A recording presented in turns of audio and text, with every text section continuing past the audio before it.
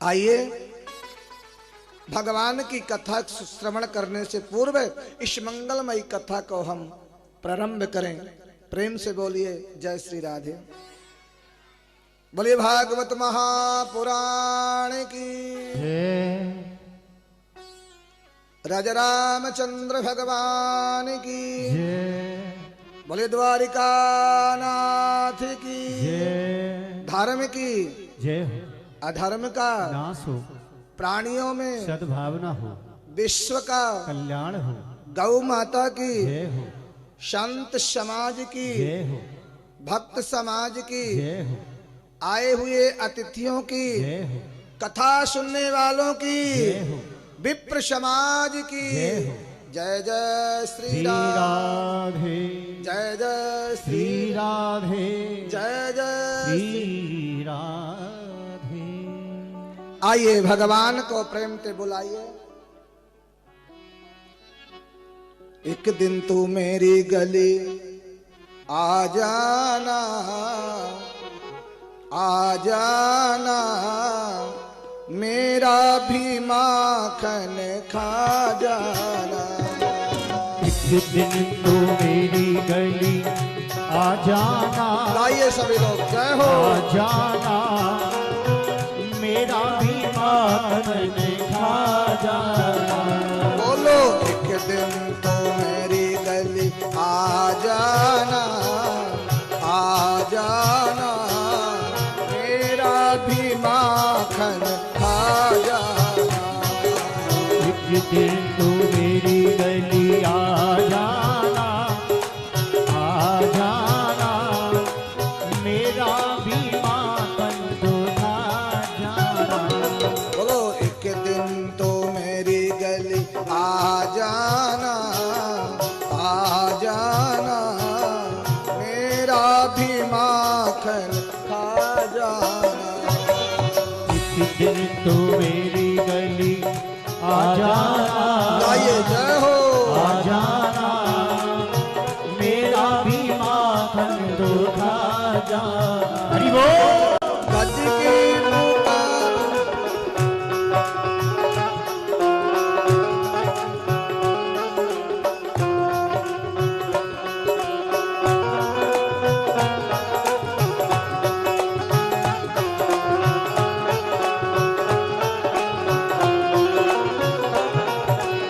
एक दिन तो मेरी गली आ जाना, आ जाना, मेरा भी माखन खा जाना।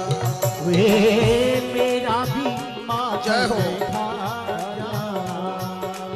गज की पुकार हो या द्रौपदी की तेरे, गज की पुकार हो या द्रौपदी की ढेर। गज की पुकार हो या द्रौपदी की तेरे, गज की पुकार हो या द्रौपदी की ढेर। आते हो दौड़ नहीं करते हो देर, आते हो देर नहीं करते हो देर। आते हो दौड़ नहीं करते हो देर, आते हो दौड़ नहीं करते हो देर। मेरी भी बिगड़ी, मेरी भी बिगड़ी बना जाना, बना जाना, मेरा भी माखन। जय हो। और एक दिन तो मेरी बिगड़ी बना जाना, बना जाना, मेरा भी माखन खा जाना। बोलो एक दिन तो मेरी गली आ जाना, आ जाना, मेरा भी माखन खा जाना।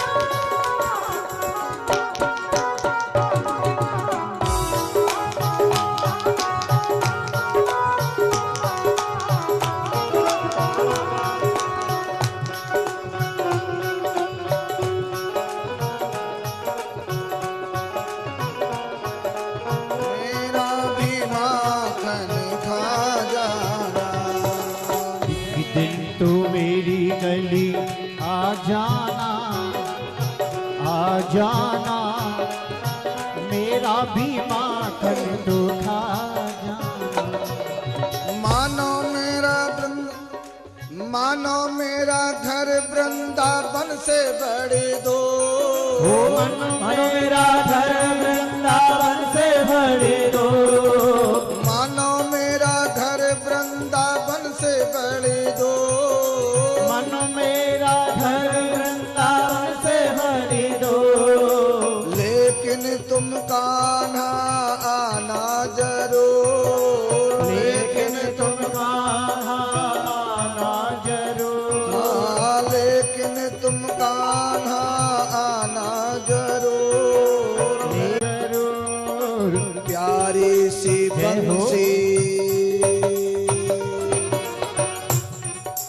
प्यारी सी बंसी सुना जाना, बजा जाना, मेरा भी माखन खा जाना। प्यारी सी बंसी सुना जाना, सुना जाना, मेरा भी माखन तुम खा जाना। बोलो एक दिन तो मेरी गली आ जाना, आ जाना, मेरा भी माखन खा जाना। एक दिन तो मेरी गली आ जाना, जय हो। आ जाना, मेरा भी माखन तो खा जाना। बोलो एक दिन तो मेरी गली आ जाना, आ जाना, मेरा भी माखन खा जाना। एक दिन तो मेरी गली आ जाना, आ जाना, मेरा भी माखन तो खा जाना। एक दिन तो मेरी गली आ जाना, आ जाना, मेरा भी माखन खा जाना। एक दिन तो मेरी गली आ जाना, होए आ जाना, मेरा भी माखन तो खा जाना। बोलो एक दिन तो मेरी गली आ जाना, आ जाना, मेरा भी माखन खा जाना। मेरा भी माखन तो खा जाना। बोलो मेरा भी माखन तो खा जाना। वे मेरा भी माखन तो खा जाना। हरे कृष्णा, हरे कृष्णा, जय हो। कृष्णा कृष्णा, हरे हरे, हरे कृष्णा, हरे कृष्णा, कृष्णा कृष्णा, हरे हरे, हरे रामा, राम राम, हरे हरे, हरे रामा, हरे जय राम, हो। राम राम। उठाइए दोनों हाथों को ताली से। हरे कृष्णा, कृष्णा कृष्णा, हरे हरे, हरे राम, राम राम, हरे हरे, हरे राम, हरे राम, राम राम, हरे हरे, हरे कृष्णा, कृष्णा कृष्णा, हरे हरे, हरे राम,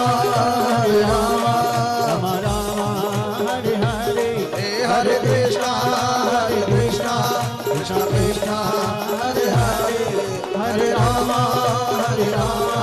राम राम, हरे हरे, हरे कृष्णा, कृष्णा कृष्णा, हरे हरे, हरे राम, राम राम, हरे हरे। कृष्णा कृष्णा,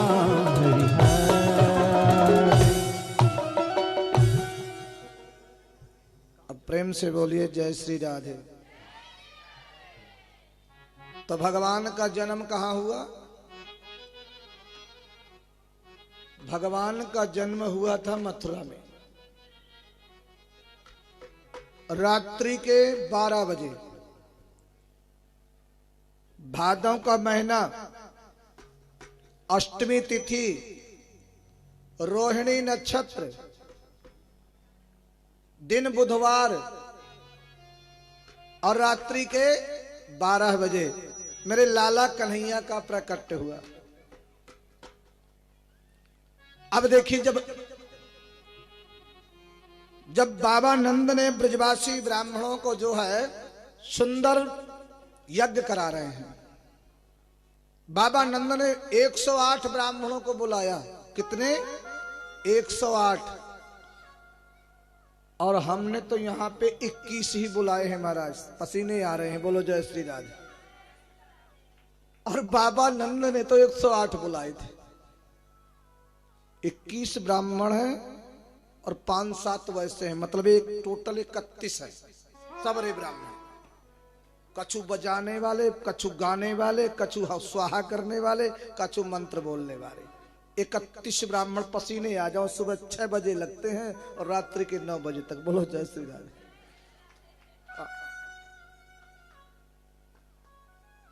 और 9 क्या महाराज, क्या बताए। और 2-3 देवियां हैं जो फुल सेवा कर रही हैं। अब पूरी तन से भी, मन से भी और धन से भी। कुछ देवियां हैं जो सुबह 6 बजे आ जाती हैं सफाई करने के लिए, झाड़ू लगाने के लिए, साफ सुथरा करने के लिए। तो बाबा नंद ने 108 ब्राह्मण बुलाए, अनुष्ठान करा रहे हैं, यज्ञ हो रहा है। और पता है बाबा नंद सबको गरम गरम मालपुआ, तस्मई, रबड़ी, काउ दिन रबड़ी का भोग, काउ दिन तस्मई का भोग, काउ दिन जो है रसमलाई का भोग बाबा नंद ब्राह्मणों को प्रेम से पवा रहे। और ब्राह्मणों ने भोजन करते हैं, आहा बड़ा आनंद आया। बाबा नंद सबको जो है दक्षिणा दे रहे हैं। सभी ब्राह्मणों ने यज्ञ के बाद जब दक्षिणा दिया तो ब्राह्मणों ने आशीर्वाद दिया, बाबा तुमने हमारी बहुत सेवा करी है, और बाबा तुम्हारे यहाँ एक लाला होएगो, हमारो आशीर्वाद है तुम्हारे यहाँ एक लाला होएगो, धनवान भव। ब्राह्मण 4 प्रकार से आशीर्वाद दे रहे हैं। बोले धनवान भव, ऐश्वर्यवान भव, और फिर कहते हैं पुत्रवान भव।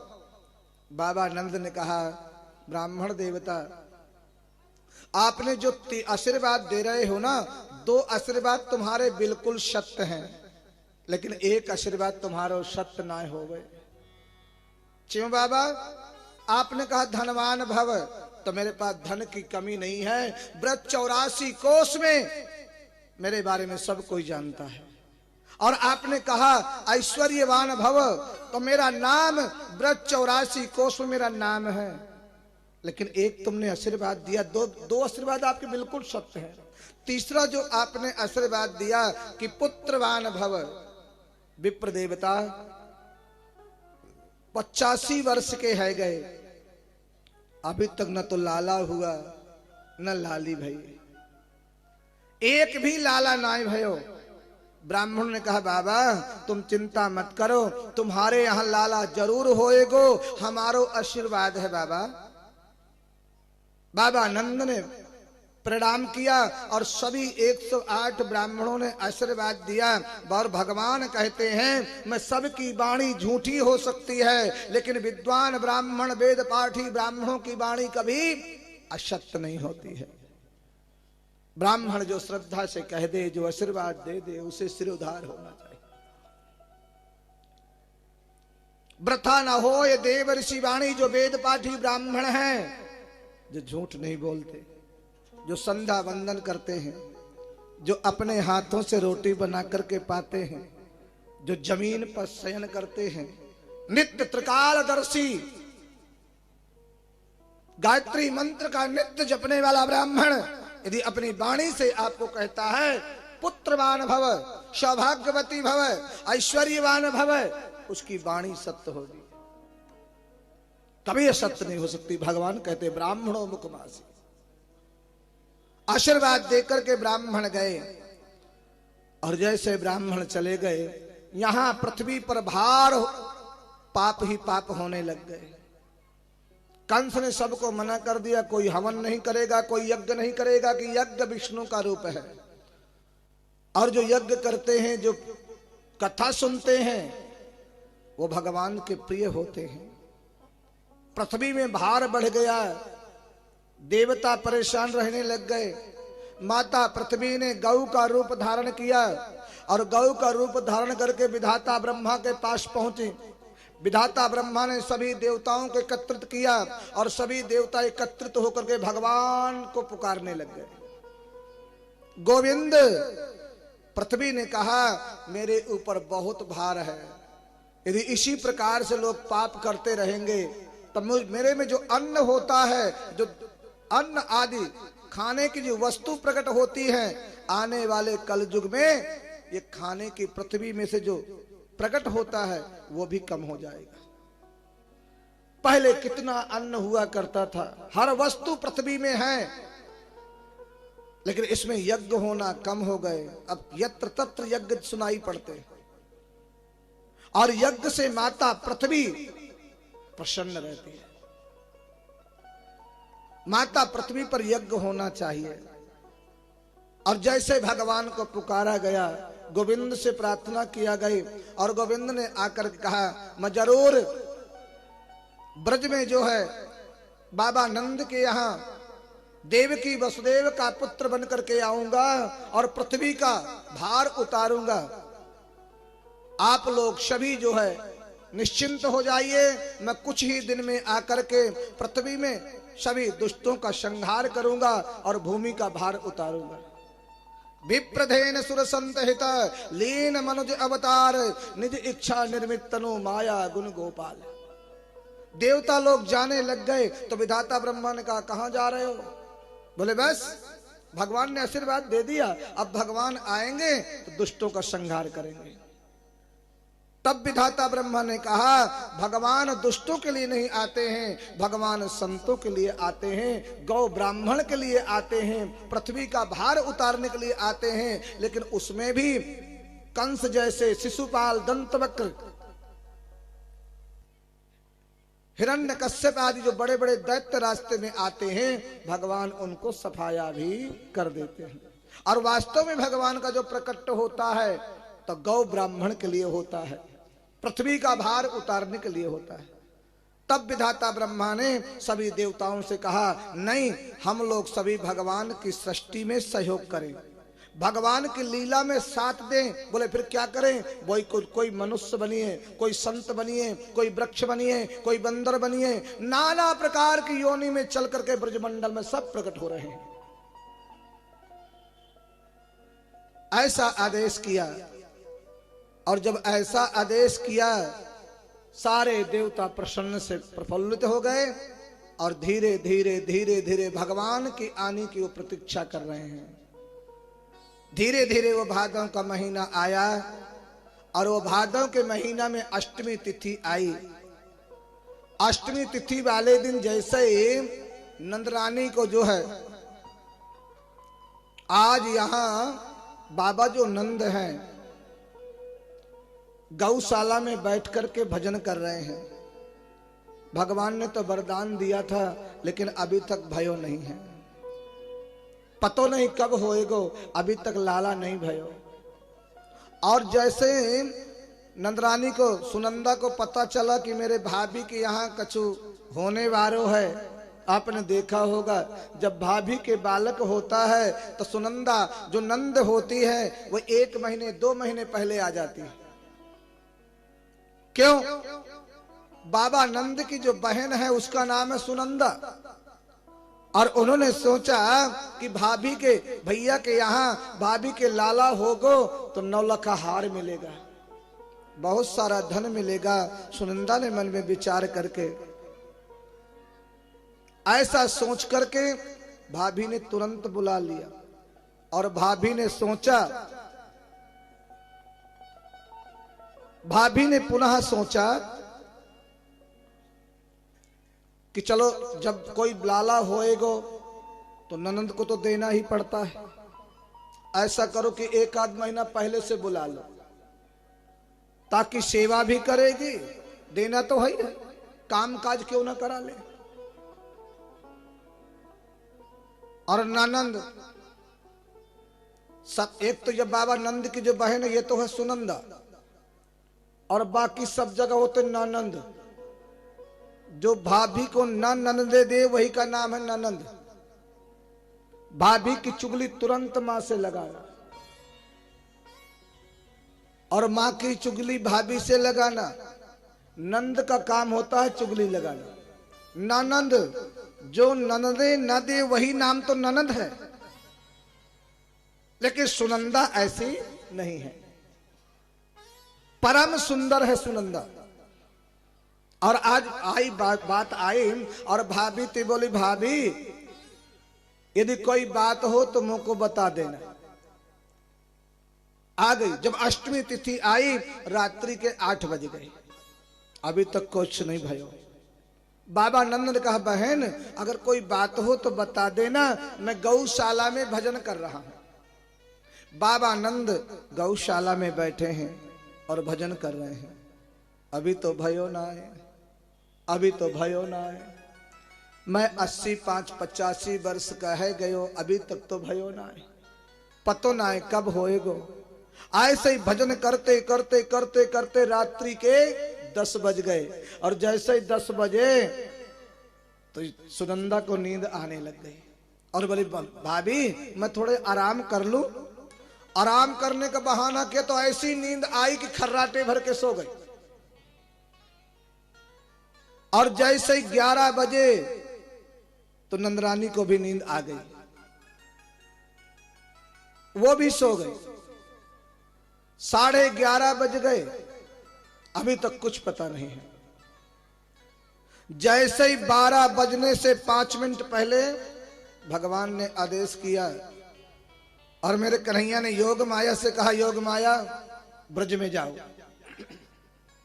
ब्रज में जाकर के देवकी का जो 7वां गर्भ था वो तो खींच करके रोहिणी के गर्भ में स्थापित किया। 8वें गर्भ में जब भगवान आए तो सारा कारागृह दे दीप्यमान हो गया। देवकी वसुदेव के खुशी का ठिकाना नहीं। और योग माया ने आकर के अपनी सारी कमान अपने हाथ में ले ली। आदेश किया जब तक मेरा आदेश नहीं होगा तब तक प्रातः काल नहीं होगा, रात्रि ही रहेगी। ऐसा मन में भाव आकर के और योग माया ने अपने हाथ में ले ली कमान को। रात्रि के 12 बजे सारे द्वारपाल 2 मिनट पहले सब सो गए और ऐसे सोए बेहोशी अवस्था में सो रहे, मानो बिल्कुल किसी को कोई सुध नहीं है, सब सो रहे हैं। अष्टमी तिथि, रोहिणी नक्षत्र, दिन बुधवार, भाद्रपद का महीना, कृष्ण पक्ष, रात्र के 12 बजे देवकी वसुदेव के यहाँ मेरे गोविंद ने प्रकट हुए। बोले बाल कृष्ण लाल की। हाँ बढ़िया किया आपने, धीरे बोले, कल की बता नहीं पाए। अब जोड़ते बोलेगे तो कंस आ जाएगा, और कल बहुत से कंस आ गए थे आपने देखा होगा। हाँ क्योंकि ऐसी जगह राक्षस भी बहुत आ जाते हैं और उन राक्षसों का पतन निश्चित है। जो भागवत देखिए, दुनिया का किया हुआ पाप आपका खत्म हो सकता है पूजा से, पाठ से, अनुष्ठान से। अनजान में यदि तीर्थों में भी पाप होते हैं तो आपके खत्म हो सकते हैं भागवत कथा में आने से। इस यज्ञ में आकर के आपके सर्वत्र जगह के जो जान में अनजान में जो पाप हैं वो नष्ट हो जाएंगे प्यारे। लेकिन यहां का किया हुआ पाप 7 जन्म तक भी नष्ट नहीं हो सकता। और यहां तो नष्ट होगा ही नहीं, मरने के बाद उसको कन्फर्म है कि वो नाली को कीड़ा उसको बनना है, 60 वर्ष वहां भी व्यतीत करने हैं। कुंभिपात नाम का जो नरक होता है, जो भागवत कथा में इस भावना से लेकर के आते हैं, पाप की भावना से लेकर के आते हैं, और वो पूरी उम्र जी नहीं सकते। मेरा दावा है ये व्यासपीठ से, वो सारी उम्र जी नहीं सकते हैं। जीने से पहले ही उसके अंग भंग हो जाते हैं और यहां तक कि उसके शरीर में कीड़े भी पड़ सकते हैं जो भागवत कथा में पाप करने के लिए आते हैं। इस कथा से यहां के यज्ञ का प्रयाश्चित, हम तो दुखी हुए लेकिन वो जीते जीते ही थोड़ी देर का सुख होता है। वैसे भी कहते हैं सोना पाना भी अशुभ है, सोना पाना बहुत अशुभ है। जिसने भी सोना पाया हो या लिया हो, मानिए वो अपने कुल का नाश करने वाला है। याद रखना, उसके कुल का नाश होता है जो सोना की चोरी करता है। जीते जीते वह कुल का विध्वंस करने वाला है, नाश करने वाला है। अरे जब नाश ही हो जाएगा तो उस सोने को करोगे क्या? कथा में जाइए तो अपने नाश का दीपक बुझाइए मत।